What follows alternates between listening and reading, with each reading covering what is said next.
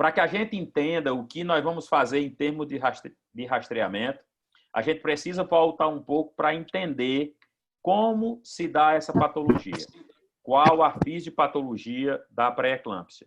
E aí, os mais antigos já estão carecas de saber, os mais novos, eu acredito, pela quantidade de pacientes que já viram, que já leram algo sobre isso. Há nas pacientes com pré-eclâmpsia, há numa gestante normal, vamos começar por aqui, uma necessidade de 2 ondas de invasão trofoblástica para permitir uma adaptação circulatória materna adequada. A primeira onda de adaptação circulatória ocorre entre a 6ª e a 10ª semana, é uma migração trofoblástica intravascular, e a segunda onda de migração trofoblástica é chamada intersticial e ocorre entre a 14ª e a 26ª semana.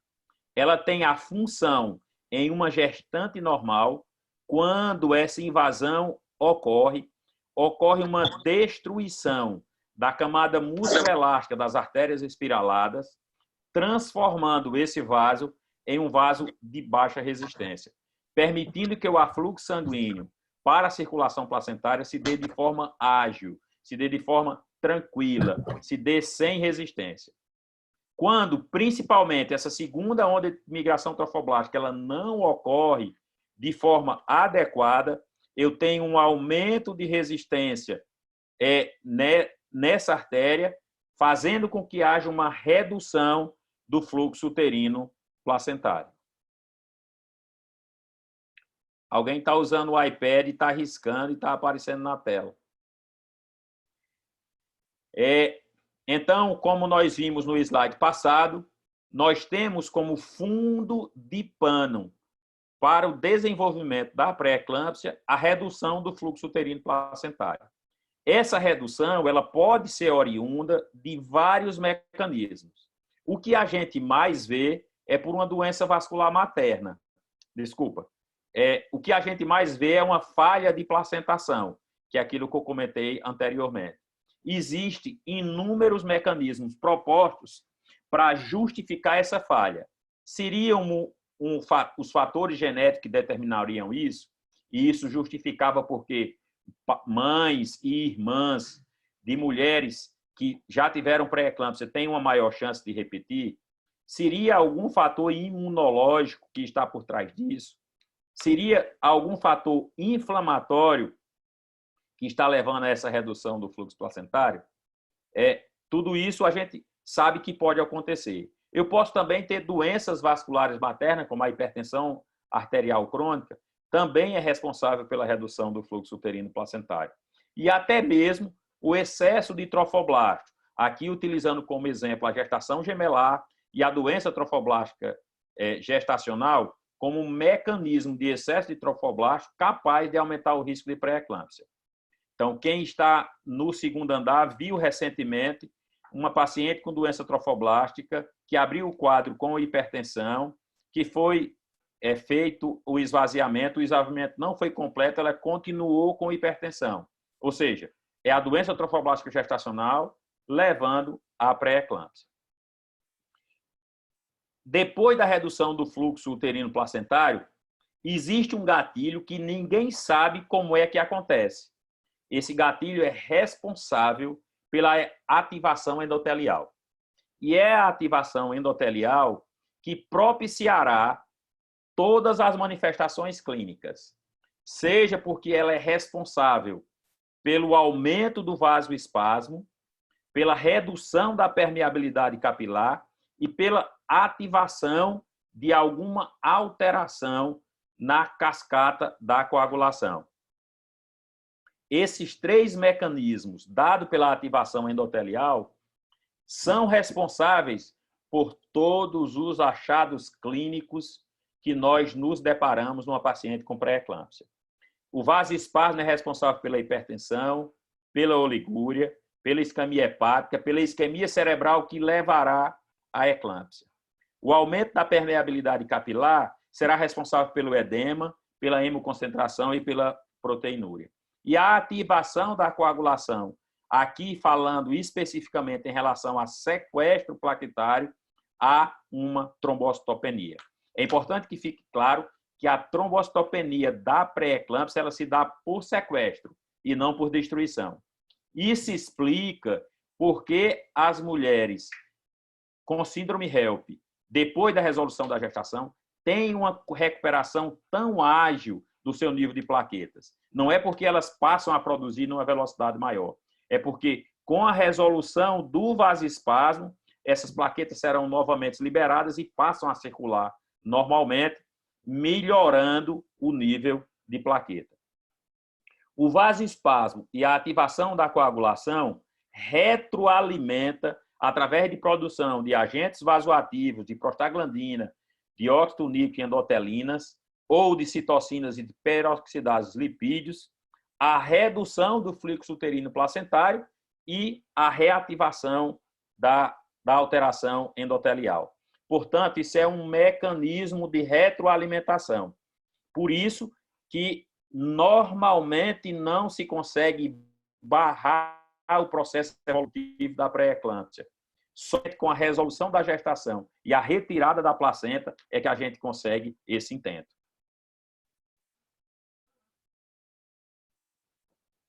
A pergunta que a gente faz agora para vocês, alguns já fizeram pré-natal, outros estão fazendo, é: você costuma rastrear pré-eclâmpsia? Aí você guarda na sua mente se você faz isso de forma regular, seja no trabalho que você já teve, seja num posto onde você trabalhou, seja num posto de saúde que você eventualmente dá um plantão no final de semana, seja para quem está no materno. Será se você realmente rastreia pré-eclâmpsia? E o que é que o mundo fala sobre rastrear pré-eclâmpsia? Por que que o mundo está tão preocupado em rastrear pré-eclâmpsia? Lógico, antes do coronavírus. É descrito na literatura mundial que a prevalência da pré-eclâmpsia gira em torno de 2 a 5% de todas as gestações. Apesar disso, ela gera 76 mil mortes maternas no ano no mundo. No mundo, ela é a segunda causa de morte materna. 99% dessas mortes, infelizmente, ocorrem em países em desenvolvimento. Além desse aspecto materno, a pré-eclâmpsia ainda é responsável por 1/3 de todos os partos prematuros e automaticamente por 500 mil mortes de recém-nascidos por ano. Então, ela tem tanto uma repercussão muito grande sobre a mãe, como também sobre o concepto. E no Brasil, qual a justificativa da gente rastrear? Em 2018, ocorreram em torno de quase 3 milhões de nascimentos no Brasil. Com essa população de nascimento, ainda ocorreram 1.718 óbitos maternos. E vocês sabem, desses óbitos, qual foi a principal causa de morte? Quem diz pré-eclâmpsia acertou. Diferente do mundo, a principal causa de morte materna no Brasil, em mulheres na idade da maioria dos profissionais que estão assistindo à apresentação, são ocorridas por conta da pré-eclâmpsia. Então, em termos de importância, em termos de mortalidade, já justificaria-se pesquisar, rastrear pré-eclâmpsia, porque no Brasil ela é a principal causa de morte materna e no mundo ela é a segunda causa de morte materna. Se a paciente não morre, tem só um quadro de niermice, ela tem repercussões, tanto consequências maternas quanto consequências perinatais, tanto de curto quanto de longo prazo. A curto prazo, nós temos uma elevação de frequência de eclâmpsia, de descolamento prematuro de placenta, de síndrome HELP e de insuficiência renal aguda. A longo prazo, há um aumento da mortalidade cardiovascular, que essas pacientes ficam mais propensas a desenvolverem pré-eclâmpsia, há uma maior frequência de resistência à insulina, há uma maior frequência de aparecimento de hipertensão crônica e de lesão renal, às vezes até necessitando de diálise para a vida inteira. E as consequências perinatais, a curto prazo, uma maior frequência de restrição de crescimento, de oligidramia, como eu já falei, de prematuridade, de sofrimento fetal e de morte. Então, é uma cadeia, é um contínuo de comprometimento. A longo prazo, automaticamente, principalmente por conta da prematuridade, uma elevação de frequência de paralisia cerebral, baixo coeficiente de inteligência e déficit auditivo e visual. E para a vida adulta, nós sabemos, principalmente nos bebês que têm restrição de crescimento, eles têm uma elevação de frequência na terceira idade, tanto de hipertensão quanto de doença cardiovascular, como doença coronariana. Portanto, a pré-eclâmpsia tem consequência materna extremamente importante e pode ter consequências perinatais extremamente importantes. Por tudo isso, já mostra para vocês o cenário que nós temos que ter sempre na cabeça para toda mulher que entra ou querendo engravidar ou já grávida, que essa patologia deve ser adequadamente rastreada. E aí a gente se encontra numa encruzilhada. Como eu posso tentar identificar, eu tentar predizer. Predizer é tentar encontrar na população em geral que procura o profissional de saúde, seja por um aconselhamento pré-concepcional, seja para dar início à conduta pré-natal, quais as mulheres que apresentam mais risco de desenvolver pré-eclâmpsia. Ah, professor, mas para que eu preciso fazer isso? Porque eu identificando aquela que tem mais risco, eu posso lançar mão de mecanismo para tentar prevenir a doença. Essa é a função da predição. É tentar prevenir depois de identificado a doença. Está indo rápido? Está tranquilo? Vocês querem fazer alguma pergunta? Pode ir adiante. Tá ótimo, pode seguir, professor. Eu desativei o som de todo mundo, ninguém pode falar. Tá. Bom, o que a gente vê em termos... A Organização Mundial de Saúde lançou em 2016 uma estratégia para melhorar a saúde da mulher, da criança e do adolescente. O objetivo do rastreamento, especificamente, é, principalmente, reduzir em até 70% a prevalência de pré-eclâmpsia, reduzindo mortalidade materna e neonatal e, consequentemente, reduzindo custos hospitalares e os custos sociais, principalmente quando a gente fala naquelas consequências a longo prazo. Mas como eu devo rastrear essa patologia? Qual mulher eu devo rastrear? Existem duas publicações também extremamente importantes, que eu já comentei inicialmente. Um do Colégio Americano de Ginecologia e Obstetrícia, de julho de 2018, e o protocolo, o guideline da NICE, publicado em junho de 2019. Esses dois guidelines, eles trazem o rastreamento de pré-eclâmpsia exclusivamente por fator de risco. E aí eles subdividem esses fatores de risco em fatores de alto risco, de risco moderado ou de baixo risco. E eles são muito parecidos nesses dois protocolos. Então, de alto risco para o colégio americano é ter história anterior de pré-eclâmpsia, especialmente se for associada com resultado adverso neonatal, ter uma gestação gemelar, ter uma hipertensão crônica, ter um diabetes, ter uma doença renal, ter doença autoimune como lúpus e SAF, síndrome de anticorpo antifosfolípido.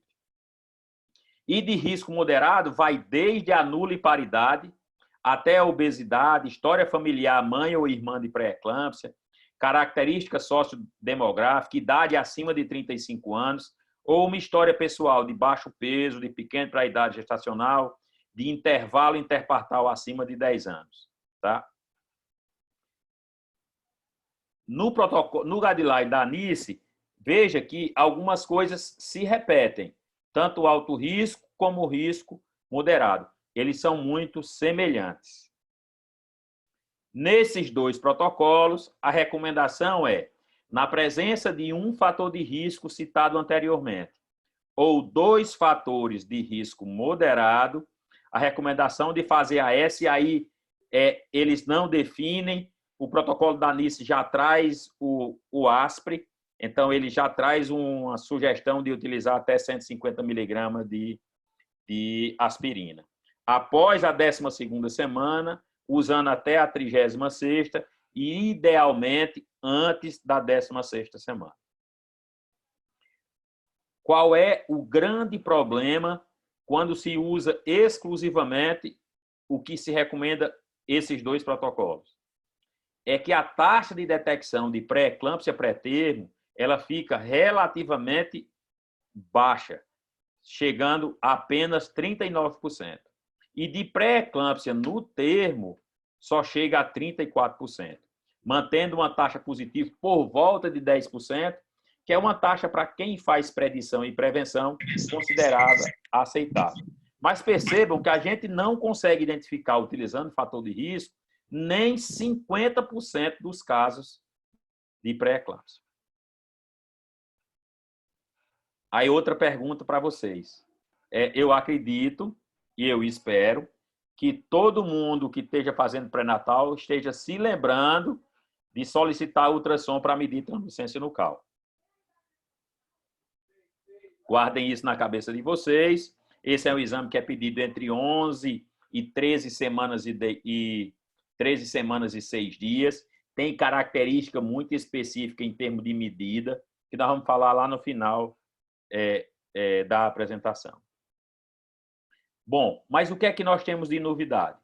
O que nós temos de novidade é a publicação da FIGO sobre a iniciativa através de um guia pragmático de rastreamento de prevenção, de predição de primeiro trimestre, de prevenção de pré-eclâmpsia no primeiro trimestre.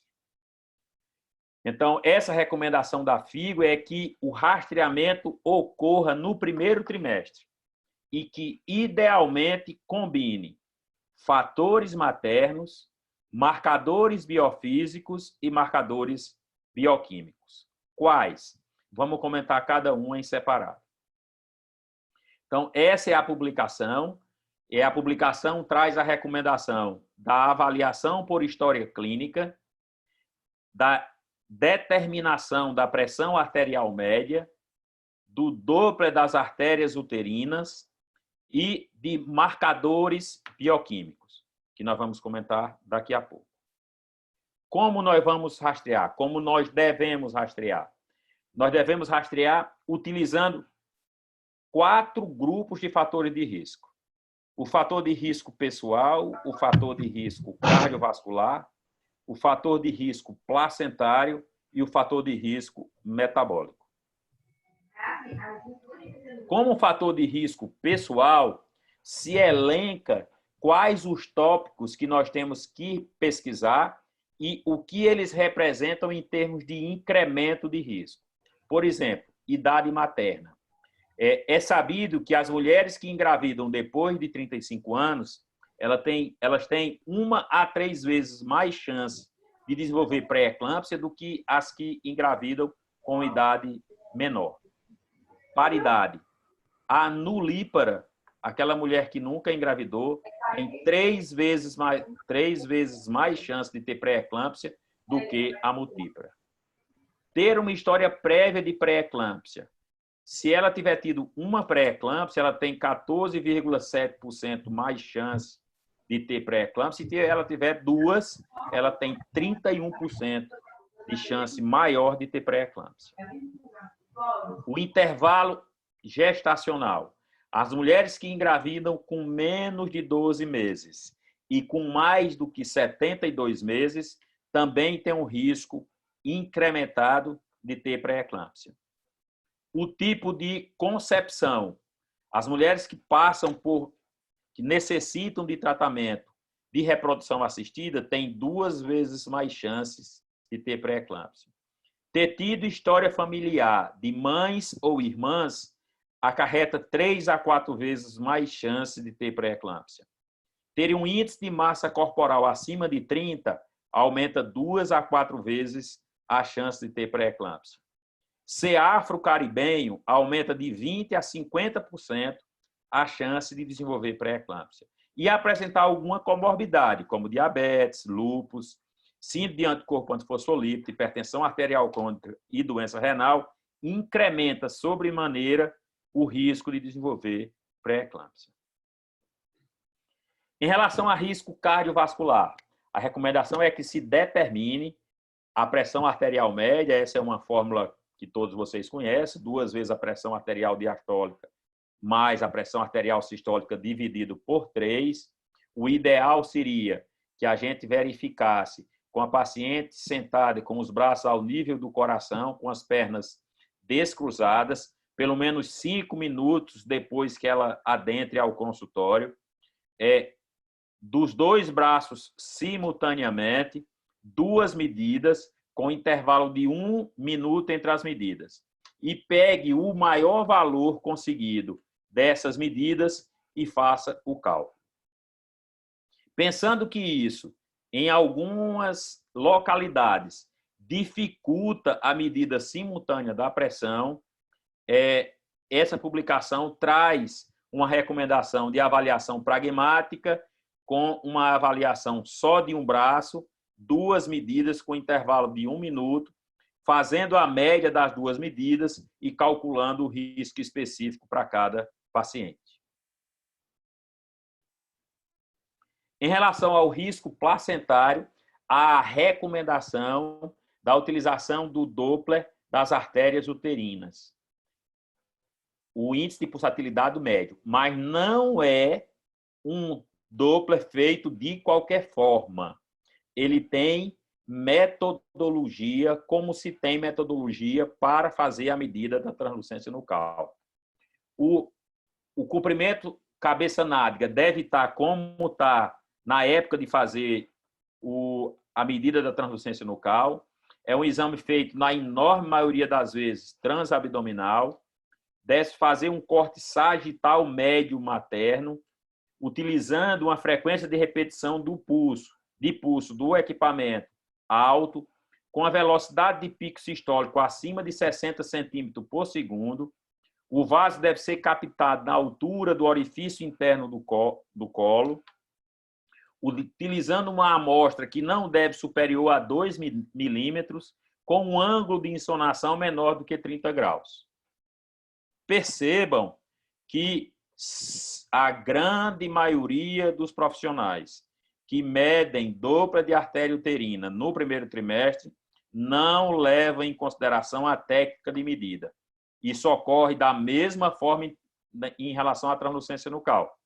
E, automaticamente, se nós não seguimos a metodologia do exame, o exame não tem a mesma sensibilidade pelo qual ele foi descrito. E aqui tem uma informação adicional que nós não devemos mais valorizar ou nem mesmo descrever a presença ou não de incisura protodiastólica nesse Doppler. Aí a pergunta a seguir daquela que eu fiz da translucência nucal é, de forma reflexiva, quantos de vocês, de forma rotineira, quando pede a medida do ultrassom da translucência nucal, pede associado o Doppler das artérias uterinas? Vocês reflitam, não precisam me responder. E para finalizar, em termos de fatores, o fator de risco metabólico. Idealmente, de toda a bioquímica que já foi descrita para a pré-eclâmpsia, a mais utilizada hoje é o PLGF. O PLGF nada mais é uma glicoproteína produzida pelo citotrofoblasto, é um fator de crescimento placentário produzido pelo citotrofoblasto, responsável pela angiogênese e vasodilatação. Automaticamente, quando ele está diminuído, ele está associado com elevação de frequência de pré-eclâmpsia. Ô, professor, show de bola, um examezinho desse é top. Qual é a grande dificuldade no Brasil em relação à bioquímica? é que esse é um exame ainda não padronizado, cujo custo ainda está muito elevado.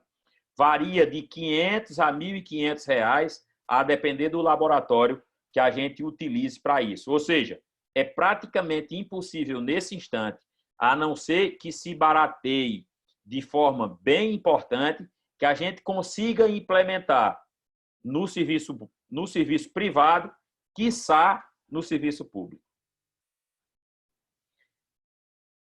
Bom, então, diante de tudo isso que nós comentamos, onde foi que se chegou nessa última publicação da FIGO, da Federação Internacional de Ginecologia e Obstetrícia, em relação a rastreamento e prevenção de pré-eclâmpsia no primeiro trimestre? O que é que ele traz de teste? Isso é uma tabela geral, eu vou fazer um resumo dela e vou apresentar em separado, não precisa vocês decorarem. Então, nós vamos fazer uma análise passando fator de risco por fator, o aglomerado de fator de risco, agregando um ou outro exame. Se nós utilizarmos exclusivamente fator de risco materno, na pesquisa publicada pela FIGO, a taxa de detecção pré-termo de pré-eclâmpsia ficou em torno de quase 45%, até um pouquinho maior do que o que é descrito naquelas duas publicações do Colégio Americano de Ginecologia e Obstetrícia e da publicação do NICE. E de pré-eclâmpsia a termo ficou parecida, a taxa de detecção em 33,5%. Se eu acresço ao fator de risco materno, eu acresço a medida da pressão arterial média, eu melhoro a taxa de detecção, passo a detectar cerca de 50% das pré-eclâmpsias pré-termos, que é a que tem a principal repercussão sobre desfecho perinatal. A pré-eclâmpsia a termo ainda fica com a frequência relativamente baixa, em torno de 35%.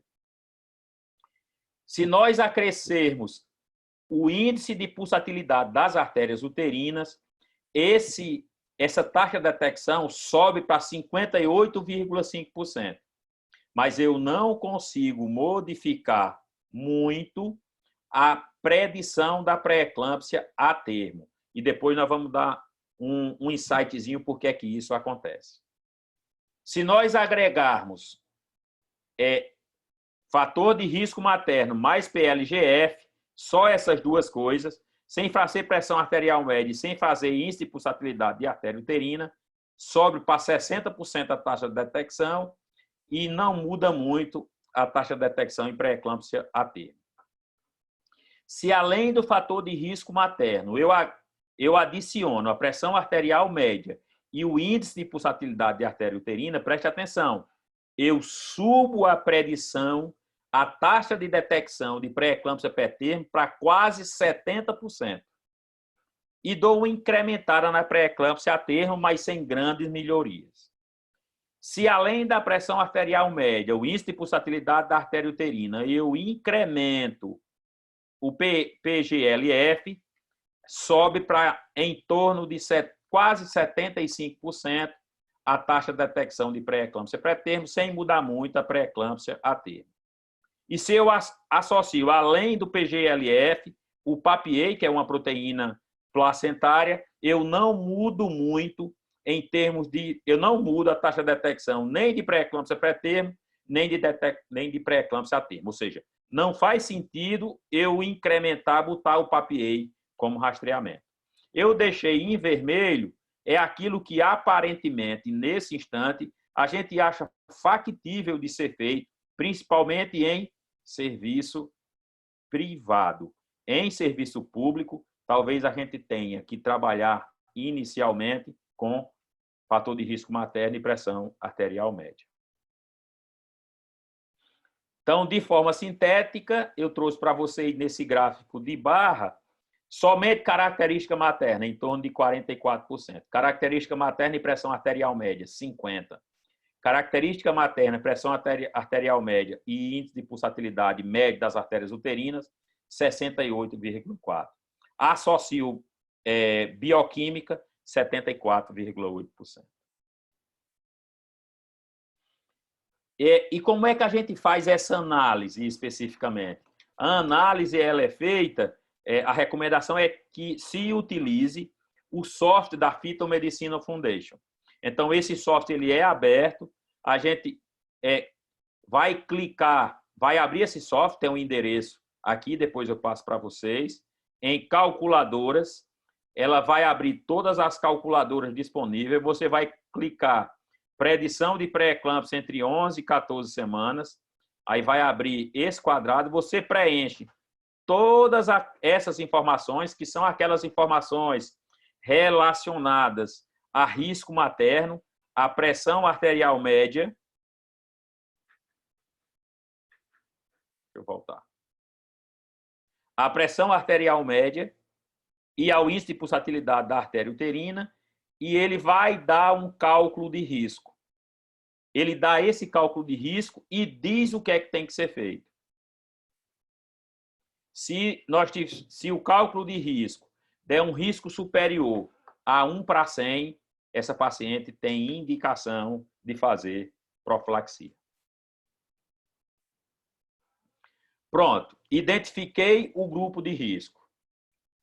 Como é que eu devo fazer a prevenção? Então, nós vamos responder, né? Essas 4 perguntas a gente deve responder ao final da apresentação. O que eu devo fazer como medicamento para profilaxia de pré-eclâmpsia? Quando eu devo fazer? Como eu devo fazer? E até quando eu devo fazer? Para mais uma pergunta para vocês refletirem. Qual o medicamento que vocês habitualmente prescrevem para prevenção de pré-eclâmpsia? Eu fiz uma pesquisa agora, em março de 2020, sobre prevenção de pré-eclâmpsia na livraria Cochrane. Tem 65 revisões publicadas, 1.105 estudos clínicos. Para vocês olharem aqui, ó, tem desde diurético, antioxidante, óxido nítrico, alho, progesterona, tem tudo. Tudo que você imaginar já foi testado para prevenir pré-eclâmpsia.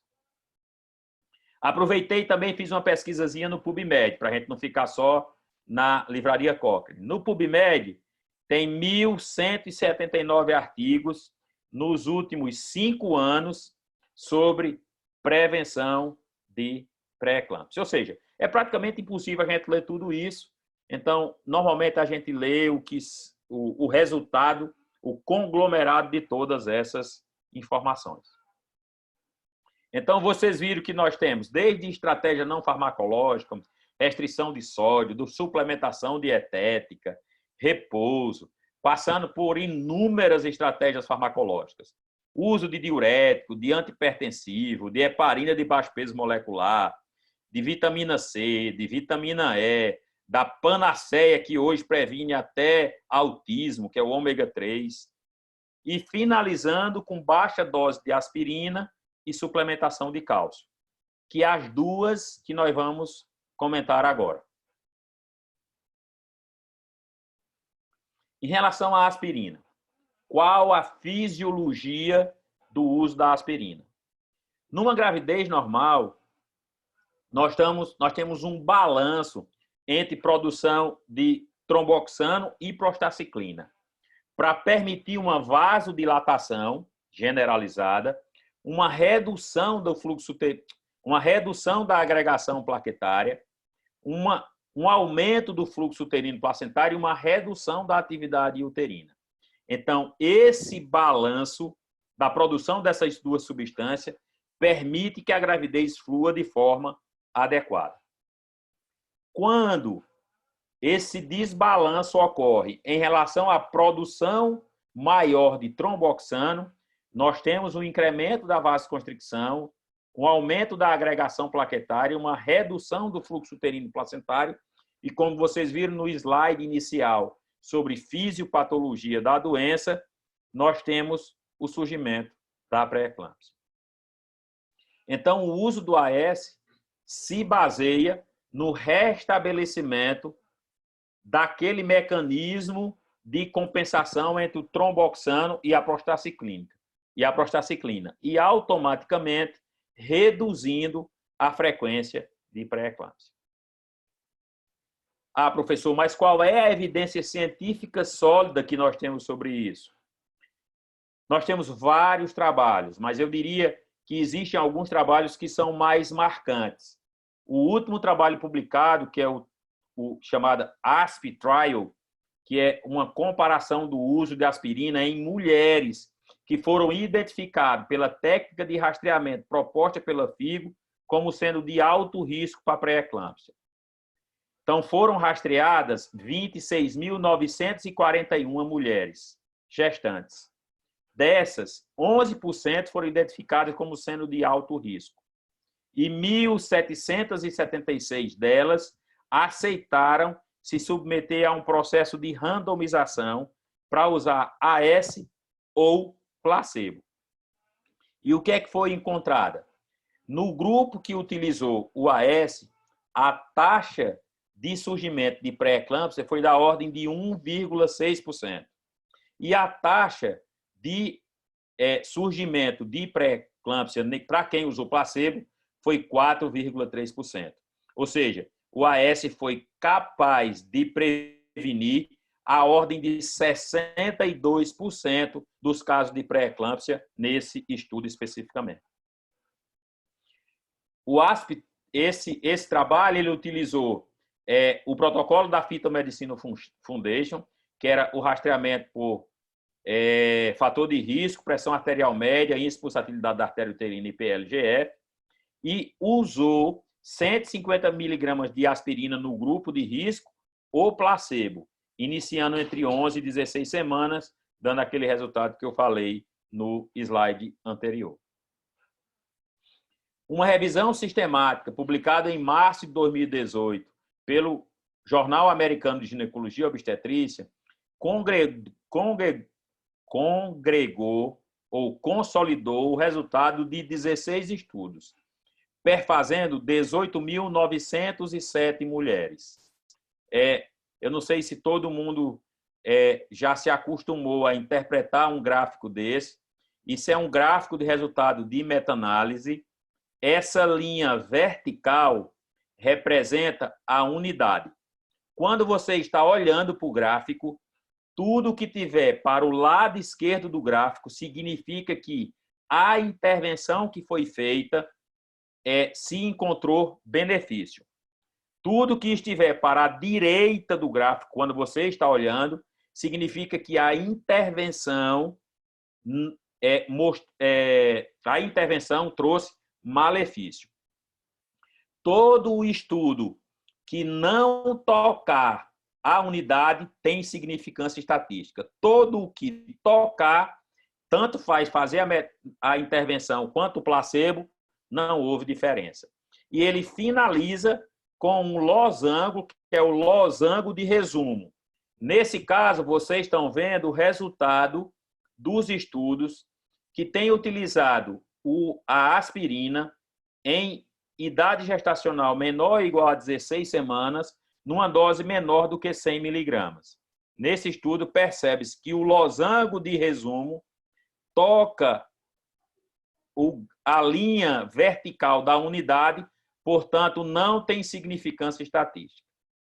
Quando se aumentou a dose da aspirina para mais de 100 miligramas, vejam, o losango de resumo mostra benefício e mostra uma redução da frequência de pré-eclâmpsia nessa meta-análise da ordem de 67%, parecido do que o estudo do ASP Trial identificou. A publicação atualizada de 2019 da Livraria Cochrane, já incluso o ASP Trial, traz uma consolidação de 60 estudos com 36.716 mulheres, mostrando como os estudos são bem amplos e com variação de época de utilização, uma redução da frequência de prevenção redução de frequência de pré-eclâmpsia, porém não na mesma magnitude de quando se faz uma dose superior a 100 miligramas. Portanto, diante das evidências científicas atuais, a gente pode afirmar categoricamente que a utilização da aspirina tem uma recomendação de grau de evidência A para a prevenção de pré-eclâmpsia. Aí uma perguntinha. Eu não sei se algum de vocês, ou se vocês já viram, a prescrição de clopidogrel para prevenção de pré-eclâmpsia nas pacientes que são alérgicas ao AS. A gente que trabalha em serviço privado tem visto isso agora com uma maior frequência. Aí eu tomei a liberdade de colocar no PubMed clopidogrel e pré-eclâmpsia. E não se surpreenda, zero trabalho publicado sobre a tentativa de prevenir pré-eclâmpsia com a utilização de clopidogrel. Portanto, não faz nenhuma justificativa. E a publicação da FIGO traz uma resposta quanto a isso. O que nós vamos fazer nas mulheres que são alérgicas ao AS? Eles recomendam, de forma pragmática, que as mulheres que são sensíveis ao AS, alérgicas à aspirina, não há nenhuma outra intervenção e apenas o monitoramento estrito e o manejo expectante é apropriado. O aumento da frequência de medida de pressão e a monitorização domiciliar para o diagnóstico precoce. As outras intervenções, heparina, vitamina C e E, como eu já tinha comentado, magnésio, folato, metilformina, estatina, não tem nenhuma evidência científica forte que justifique a sua utilização. Portanto, o AS. Em alérgicas, nós vamos monitorar ambulatorialmente essa pressão, vamos aumentar o número de visitas, vamos medir mais frequentemente a pressão, mas não tem justificativa de fazer nenhum outro medicamento. E o cálcio? Como nós fizemos com a AS, qual a fisiologia do uso do cálcio para a prevenção da pré-eclâmpsia? O aumento do afluxo do cálcio está associado com a redução da produção do hormônio paratormônio e automaticamente uma redução do cálcio intracelular, reduzindo a reatividade vascular e automaticamente reduzindo a pressão arterial. Essa é a fisiologia que justifica o uso do cálcio para esse fim. Uma revisão sistemática publicada na Cochrane em 2018, que consolida 27 estudos com 18.064 gestantes, com a intervenção de utilização de cálcio 1 a 2 gramas por dia entre 16 e 36 semanas, reduz o risco de pré-eclâmpsia da ordem de 58%, e se ela for de alto risco e tiver baixa ingesta de cálcio, essa redução é de 78%. É uma publicação do final de 2019, uma revisão sistemática comparando a suplementação de cálcio associado à vitamina D para a prevenção de pré-eclâmpsia. Vejam que quando nós fazemos somente o cálcio e comparamos com placebo, de novo um gráficozinho de meta-análise, e aqui não está em losango, está em forma de barra, mostrando que tem benefício na utilização do cálcio, reduzindo a prevalência de pré-eclâmpsia. Então vamos associar a vitamina D, porque aí eu aumento a absorção de cálcio e melhoro, aumento a frequência de redução. Infelizmente, a revisão sistemática não está de acordo com isso. Quando eu utilizo cálcio mais vitamina D e comparo com placebo, não houve diferença na frequência de pré-eclâmpsia. Quando eu comparo cálcio e vitamina D versus os cálcios, também não tem nenhuma diferença. Então, é para utilizar somente o cálcio. Como a gente comentou em relação ao AS, o cálcio também tem evidência científica nível A para prevenção de pré-eclâmpsia. Respondendo às 4 perguntas que a gente disse que ia responder lá no início sobre prevenção, a recomendação é que se faça o AS na dose de 150 miligramas por dia, iniciando com menos de 16 semanas, não adianta começar depois de 16 semanas, porque o NNT, que é o número necessário de tratamento, aumenta consideravelmente e praticamente nós não teremos benefício. Recomendação de se fazer até 36 semanas e tem estudo para isso. O AS deve ser utilizado à noite. Tem um estudo que mostra que quando eu comparo a hora de uso do AS, se ele usa de manhã, à tarde ou à noite, o uso à noite reduz 3% a mais do que se eu usar à tarde ou pela manhã. E o cálcio, 1 a 2 gramas por dia, também iniciando com menos de 16 semanas e diferente do AS, pode ir até o parto. Os grupos nós vamos fazer nos grupos de risco quando eu utilizar o cálculo da Phytomedicina Foundation, que der um grupo de risco com risco maior, igual do que 1/100. E a publicação da FIGO ainda traz de forma pragmática como eu devo fazer. Então, se você está no país em que eu só tenho cálcio de 60, eu devo fazer 2 comprimidos. De 75, 2 comprimidos. Eu só tenho de 80, 2 comprimidos. Eu só tenho de 100, faz 1,5 e descarta a outra metade. Se eu só tenho de 300, faço o meio de 300 e descarta a outra metade. Aqui você tem que conversar com a população para saber se é possível descartar sem ter grande prejuízo. Então, ela ainda faz uma proposição de escalonamento de rastreamento, a publicação da FIGO. Então, para que a gente, por exemplo, passasse a fazer de forma universal no Brasil. No primeiro estágio, nós faríamos fator de risco e pressão arterial média. Se o fator de risco e pressão arterial média ela fosse positivo, eu escalonasse para fazer o segundo estágio. Ou o índice de pulsatilidade da artéria uterina, e aí a depender do custo associado à bioquímica. Se fosse positivo, eu faria AS cálcio. Se nesse primeiro rastreamento já fosse negativo, nem haveria necessidade de nós incluirmos o segundo estágio do rastreamento, já seria considerado negativo. Aqui é um resumo de tudo isso que a gente comentou agora há pouco. Ah, professor, mas como eu fiz essa apresentação para a Unimed, eu quero passar também para vocês, tudo a gente vai falar em custo. Quais são os custos da gente implementar tudo isso? Os americanos é quem tem mais estudos sobre custo, porque tudo, como eles não têm um sistema de saúde universal, eles se preocupam bastante com esse custo. Nos Estados Unidos, um parto vaginal sem complicação, o custo é em torno de $4.900. Se ela desenvolve uma pré-eclâmpsia e o bebê não é prematuro, esse incremento de custo é $4.900 mais $8.200. Se o parto ocorre em torno de 36 semanas, além desses valores, eu somo mais $1.311. Mas se o parto ocorrer em torno de 26 semanas, eu somo tudo isso a mais $150 mil. Perceba que o impacto é extremamente importante. Quanto os Estados Unidos gastam por ano com pré-eclâmpsia? 2,18 bilhões.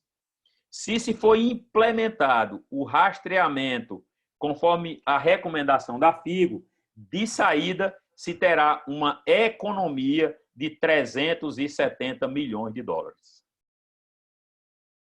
Vejam o quão representaria isso para países pobres em desenvolvimento e com ainda elevada mortalidade materna e perinatal. Quais são as dúvidas?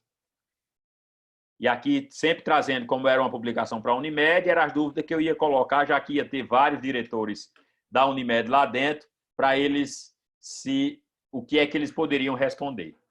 E o que os obstetras iriam perguntar. Quem deve fazer o cálculo de risco? O obstetra, quando recebe o exame, o especialista em medicina fetal que faz o exame, ou o ultrassonografista geral que faz o exame? O obstetra deve, se for o obstetra, ele deve solicitar o ultrassom para a translucência nucal acrescido do Doppler de artéria uterina. Recebeu o resultado, ele já tem em mãos o fator de risco, a história do fator de risco materno, ele já tem em mãos isso, tem a pressão arterial média, entra no site da Fitomedicina Foundation e depois que ele fizer todo o cálculo, o software vai dizer o que é que tem que ser feito. Essa paciente é considerada de baixo risco, não tem necessidade de fazer absolutamente nada. Essa paciente tem... Opa, desculpa aqui.